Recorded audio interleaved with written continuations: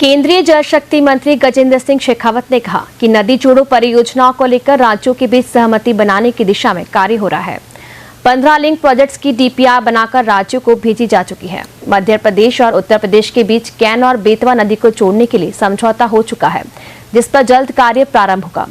शेखावत रविवार को भारत सरकार की सूचना एवं प्रसारण मंत्रालय के सौजन्य से विकसित भारत यात्रा की गतिविधियों से रूबरू होने के लिए असम पत्रकारों के दल से बातचीत कर रहे थे।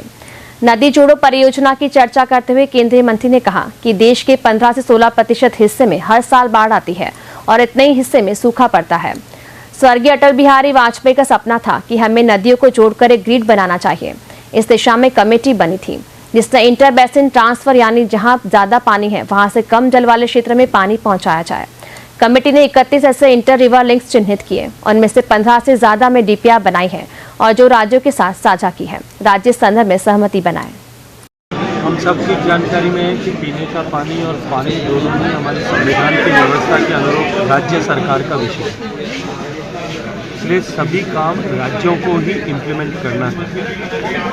और भारत इतना भौगोलिक विविधताओं से भरा हुआ देश है कि हमारे देश में हर राज्य की अपनी अपनी भौगोलिक परिस्थितियाँ हैं, पानी की उपलब्धता अलग अलग है, अलग अलग तरह के टेरेन्स हैं, अलग अलग तरह की चुनौतियाँ और प्रिपेयर्डनेस है।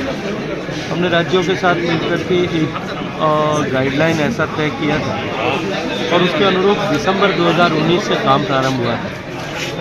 आज मैं गर्व के साथ में इतना अवश्य कह सकता हूँ कि 2 साल कोविड की चुनौती होने के बावजूद आज पीने का पानी जिन घरों में नल के द्वारा उपलब्ध है वो संख्या 3 करोड़ 23 लाख से बढ़कर के 14 करोड़ पार कर चुकी है। और भारत में जो 16% घरों तक पीने का पानी पहुंचता था वो आज 72.5% घरों तक पहुंचने लगा। शेष बचे हुए प्रदेशों में भी निश्चित रूप से बहुत तेज गति से काम हो रहा है। राजस्थान के परिप्रेक्ष्य में यदि मैं बात करूं तो राजस्थान को सर्वाधिक बजटीय संसाधन उपलब्ध कराए गए थे और राजस्थान में जब काम शुरू हुआ था तब हम 12% के कगार पर थे, लेकिन दुर्भाग्य से जिस तरह की प्रगति राजस्थान में होनी चाहिए वो पिछले 5 साल में न हो पाने के चलते हुए आज राजस्थान प्रगति के दृष्टिकोण से नीचे के तीसरे पायदान पर है। अभी क्योंकि राजस्थान में सरकार बदली है और प्राथमिकता सरकार की होनी चाहिए कि हम पीने के पानी को यथाशीघ्र उपलब्ध कराएं।